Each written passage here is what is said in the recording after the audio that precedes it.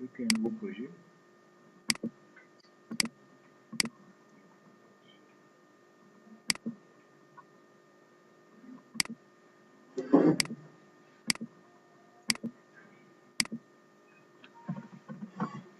Je vais l'appeler TP1 MVC.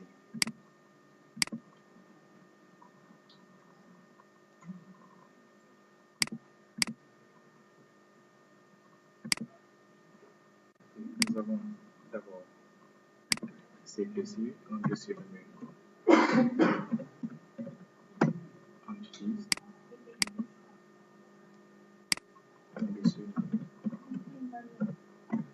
contrôleur. Oui, mais c'est pas grave, on gère d'abord l'interface, après on va terminer avec ça. Entities, contrôleur.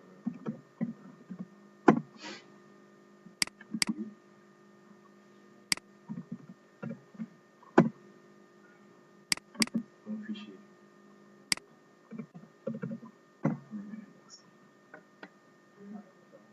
C'est entities, modèle, view, contrôleur et index. Ensuite, dans entities, il y a 3 classes.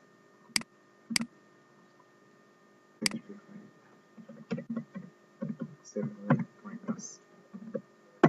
Bon, c'est une convention en PHP, hein, l'extension .class avant PHP. Ensuite, PHP file, c'est server.class. Ensuite, server port.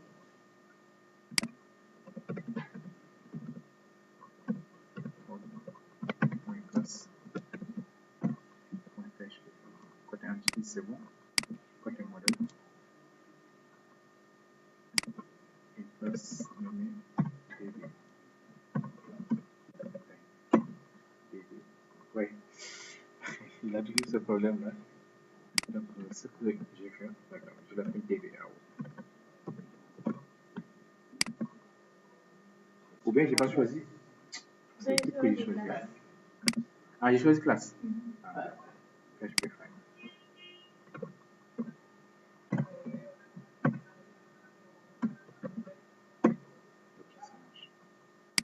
Ensuite, il y a l'interface. Serveur.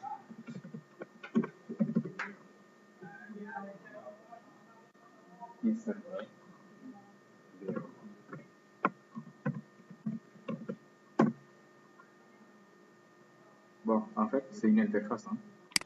On va définir. Et une classe d'implémentation. Serveur 1.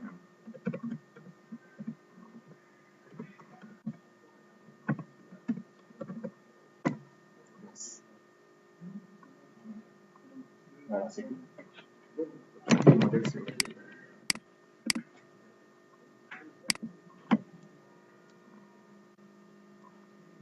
Le contrôleur, c'est un seul contrôleur. Serveur.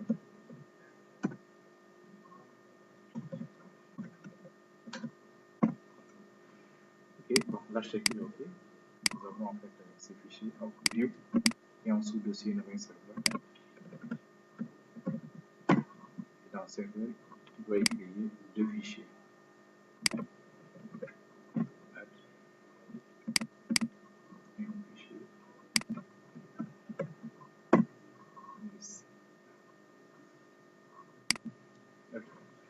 Donc, maintenant, ce qu'on va faire, on va créer ces fichiers HTAccess avant de commencer quoi que ce soit. Maintenant, pour créer ces fichiers, vous ne pouvez pas les créer ici. Hein. Donc, lancez notre Pad++ ou bien un autre éditeur. Moi, je vais le créer à partir de notre Pad++. Nouveau.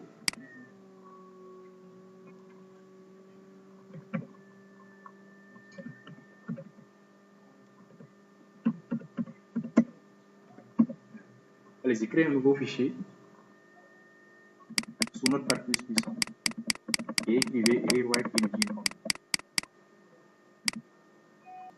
dans notre fichier enregistré sous. Donc, pour moi, c'est C.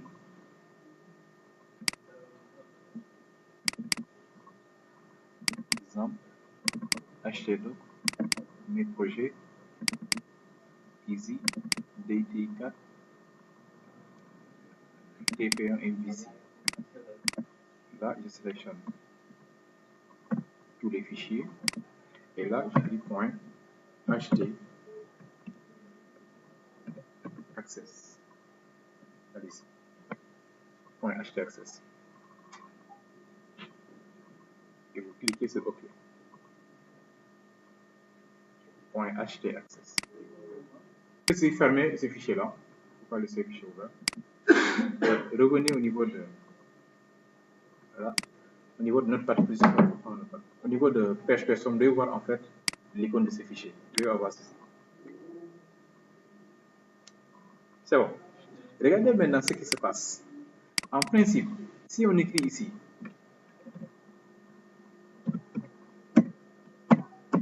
Echo 1, regardez très bien l'architecture de Apache. En fait, ce fichier index a le dessus sur tous ces dossiers. C'est-à-dire, si vous lancez l'application, automatiquement vous devez avoir Echo 1. Mais s'il y a un fichier htaccess, ce fichier a le dessus sur ce fichier index.php.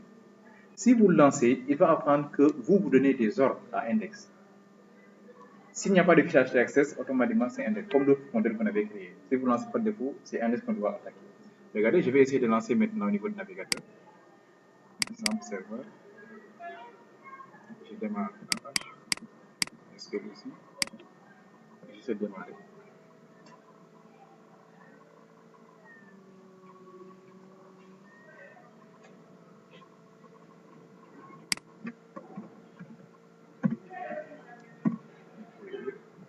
Easy.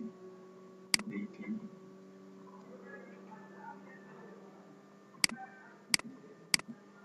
Oui. Vous avez vu quelque chose? Le projet n'est pas visible parce qu'il y a htaccess. Pour créer la sécurité d'une application même, de votre serveur peut être htaccess.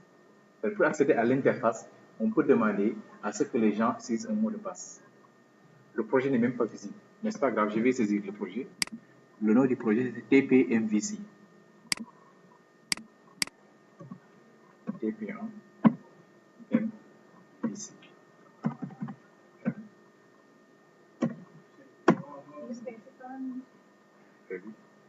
Oui? Avec WAMP. Non, donc j'ai mal écrit mon React Engine alors. Non, pourtant c'est ça. En fait, il attend en fait des réécritures d'erreur. Là, c'est erreur de serveur, c'est normal parce que là, il ne voit pas en fait de redirection. Erreur 500, erreur de domaine. Erreur 403, sécurité, erreur d'accès en fait. 404, erreur de page. Ok, maintenant, ce qu'on va faire, c'est quoi? Si j'écris ceci, slash, pour essayer d'accéder peut-être à un index, même principe. Maintenant, nous allons faire ceci. On va dire que rewrite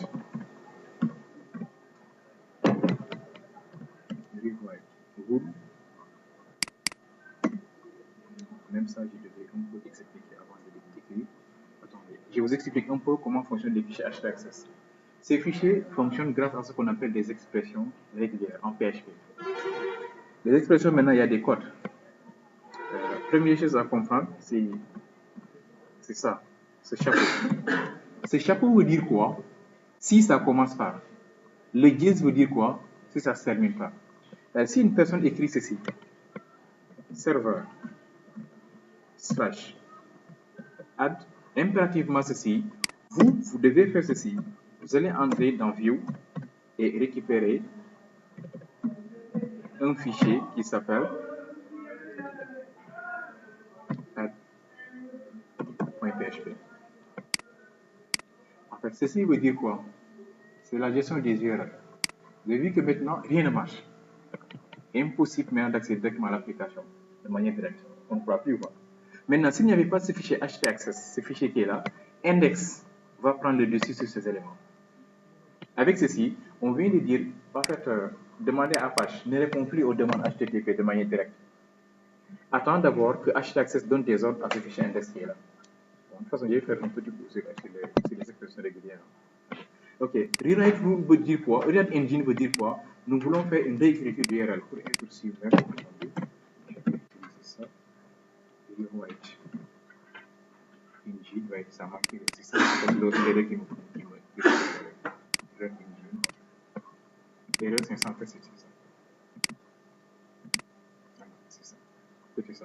Ok. C'est ça. Maintenant, ce que je viens de dire, c'est quoi? C'est que si la personne saisit serveur/add, charger ce fichier. Si la personne saisit, regardez bien ce que j'ai fait. J'ai écrit beaucoup de rôles, ce qu'on appelle la réécriture d'URL. Si la personne saisit serveur, si la personne saisit quelque chose qui commence par S, et après, il y a n'importe quel élément, charger également ceci. Vous allez voir comment je vais faire en même temps le coup avec ça. Si la personne saisit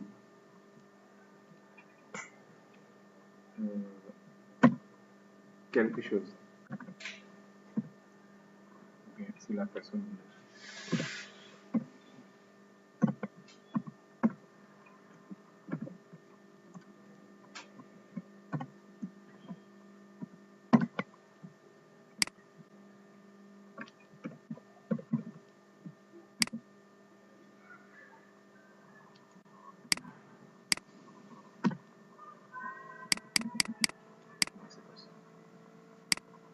ceci veut dire quoi?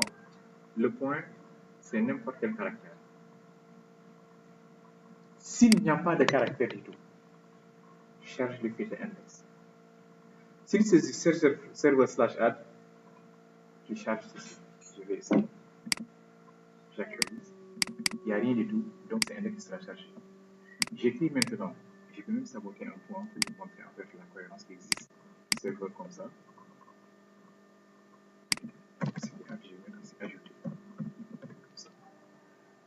C'est-à-dire, je suis en train de dire à Apache, il faut comprendre ces URL, il ne comprend pas d'autres URL. Si on n'écrit pas serveur/ajouter, il ne donne pas de résultat. C'est comme ça qu'on les a créés. Vous allez voir maintenant, après, on ne va pas fixer, on va le gérer de manière dynamique. Qui saisit, et nous maintenant, on va vérifier est-ce que ce contrôle existe réellement. Si le contrôle existe, on va regarder est-ce que la méthode existe. Maintenant, j'actualise la page et j'écris maintenant, j'écris ici, serveur avec S ou bien sans S, /ajouter. Pour voir ce qu'il va dire, serveur sans /ajouter. Il me dit objet non trouvé, ceci n'est pas possible. Après, c'est à vous maintenant de récupérer ceci pour créer en fait une page d'erreur par défaut. Il ne faut pas afficher ça. Il faut dire quoi? L'erreur n'existe pas. C'est un framework.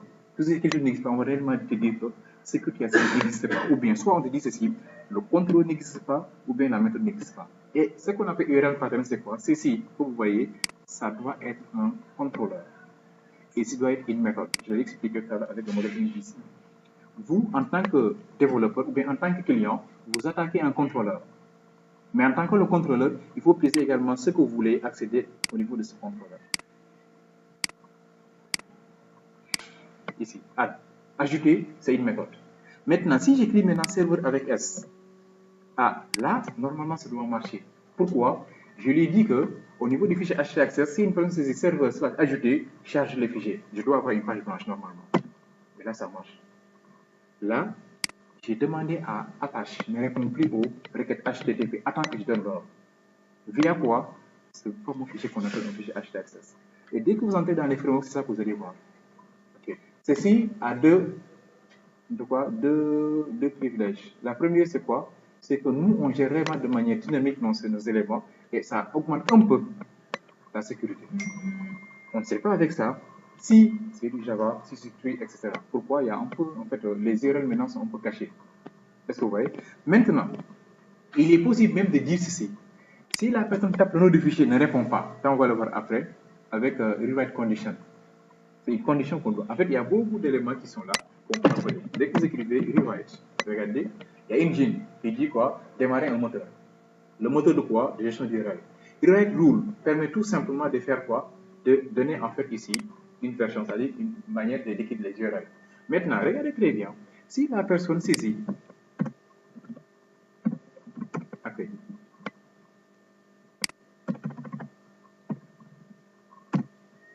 J'ai dit index. Je reviens, j'enregistre. Vous allez voir, vous pouvez même jouer avec ça. Je saisis ici accueil. On sait qu'accueil n'existe pas. Accueil.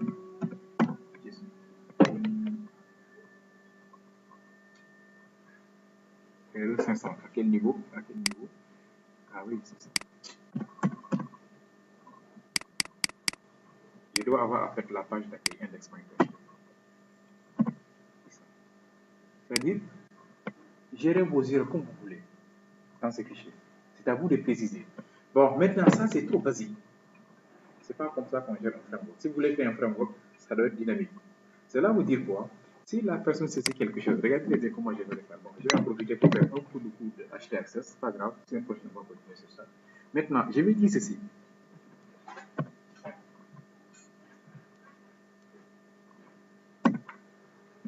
En fait, il y a deux choses qu'il faut comprendre.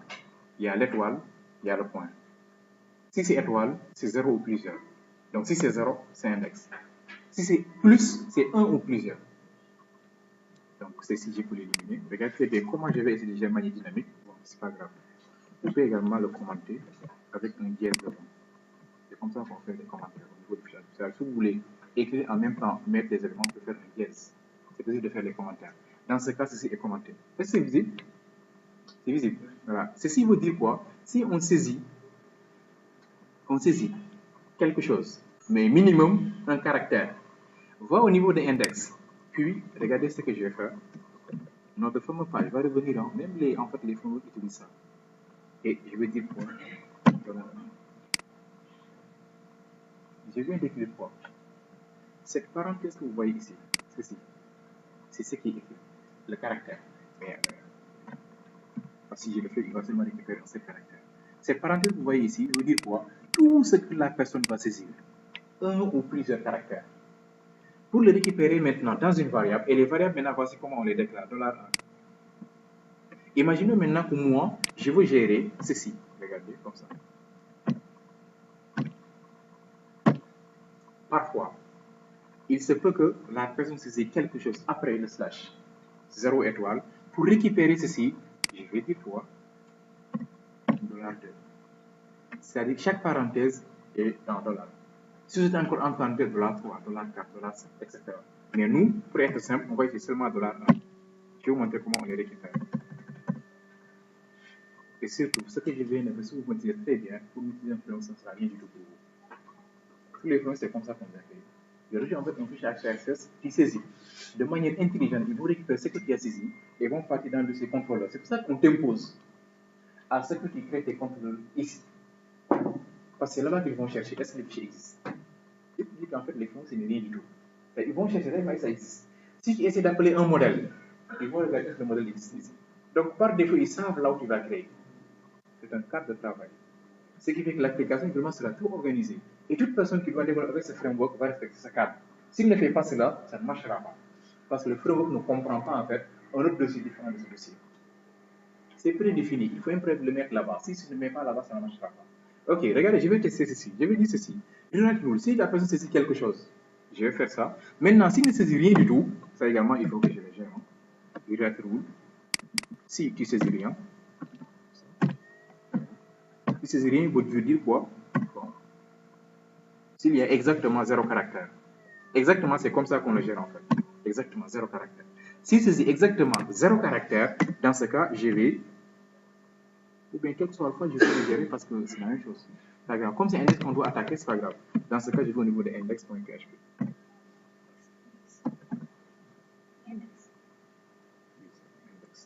Mais c'est pas grave, comme vraiment je vais au niveau de index, c'était même pas la peine d'écrire ici. Ok, je vais essayer à nouveau. J'actualise. Il n'a saisi rien. Okay. Il n'a saisi juste dans l'index. Il saisit quelque chose. N'importe, tout ce que je sais maintenant va marcher. On va toujours te dire que ceci n'existe pas. Un exemple, je saisis serveur /admin.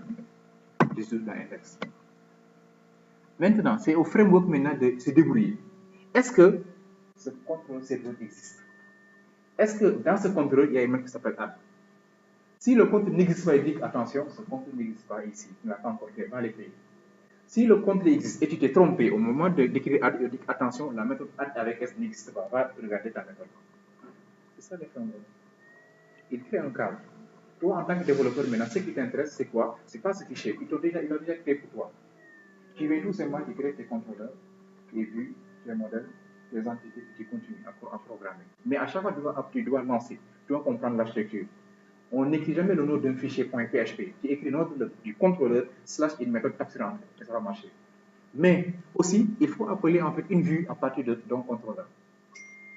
Dès que vous comprenez ce principe, c'est tout pour les frameworks. Quel que soit le framework, vous pouvez apprendre vous-même. Si on termine ce cours, si vous voulez, dès ce soir, vous pouvez apprendre le même code unité qui est le framework le plus implicite. Dès ce soir, vous pouvez apprendre code unité, créer une application de code unité. Symfony, maintenant, avec la version 2, il y a d'autres choses à comprendre en fait. Parce qu'ils raisonnent avec la notion de bundle. Mais toujours en fait, dès que vous créez un bundle, il y aura en fait implicite dedans. Mais il faut d'abord créer le bundle. Par défaut aussi, il y a un bundle par défaut qui s'appelle app qui est déjà créé, que vous pouvez utiliser par défaut. Laravel, c'est fait Symfony. Juste pour dire en fait, faire un cours de framework, il n'y a pas de sens pour moi, pour les étudiants. Le cours est appelé PHP Symfony. Pour dire dans des pays annuels. Qu'est-ce qu'on va faire? Ça n'a pas de sens. Il y en a qui apprennent un framework. Alors que des choses là, il suffit qu'on te montre l'architecture, l'étudiant peut même apprendre le framework. Mieux vaut faire création de framework peut-être. Ou bien framework tout simplement. Faites le prof maintenant qui va le prendre, parce que, bon, je peux venir, comme mon cours écrit framework Symfony. On installe Symfony, et on commence à coder Symfony. Point final. On peut être là à faire serveur, et faire tout ce qu'on veut, mais ça, pour moi, ça n'a pas d'importance pour les ingénieurs. En fait, c'est votre classe qui m'a donné l'idée vraiment de faire ceci. Hein. Parce qu'avec les autres, je venais direct. Moi, je venais de continuer parce qu'ils n'étaient pas trop intéressés à ça. Et intéressés, les choses viennent d'où, c'est pas le problème. Mais avec l'année passée, j'ai vraiment qui voulait. Moi, je me dis, il n'y a pas de problème. Ce que je vais faire, je ne plus être là à faire des frameworks, mais on va essayer de créer à 100%. Et dès que vous comprenez ce que j'ai dit, la création, dès qu'on est dans les frameworks, ça sera comme en fait utiliser une application qui existe. C'est ça réellement les frameworks. Et aussi, en fait, ce que j'ai dit, hein, il ne faut pas dire que c'est facile, on ne va pas l'apprendre. Au contraire, en entreprise, c'est ça qu'on te demande en tant que compétence. Tu comprends, est-ce qu'on pense Symfony? Pourtant, pour nous, c'est facile. Ce n'est rien du tout. Et c'est ça qui est demandé. Être là à coder ton propre MVC, des trucs entrées sorties, c'est compliqué. Il y a pas besoin de ça. Il faut qu'il y ait un framework qui n'est pas compliqué à apprendre, mais l'avantage c'est quoi? N'importe quel développeur qui comprend Symfony peut maintenir ton application. C'est ça que les entreprises cherchent. La continuité du développement. Parce que comment l'application ne termine même pas, tu quittes. Et l'autre personne qui vient doit continuer. Mais imaginons, moi, je vais développer avec ma manière. J'ai créé mon propre fichier Htaccess. Il y a des gens qui ne comprennent même pas ce qu'est Htaccess. Ça arrive. Et moi, tous mes GL, je les mets ici. S'il vient, pour continuer avec une application, il doit d'abord apprendre. C'est quoi d'abord un fichier Htaccess? Comment on le gère? Et ce n'est pas évident. Pas évident, vite fait, de maîtriser sans fichier Htaccess. Parce que si tu ne maîtrises pas quelque chose, vouloir prendre le vite fait et les gens posent l'application, ça va poser problème. Okay? Bon, malheureusement, c'est pas grave, il est là. La semaine prochaine, on va continuer avec ça. Mais jusqu'à la fin, comme c'est ça, avec ça qu'on va travailler. Même dans le premier projet, j'ai mis Htaccess. Mais j'attendais en fait la partie PO. Parce que tout se base sur la programmation orientée objet. C'est pas grave, c'est bon, il y a la vidéo, je donne la vidéo.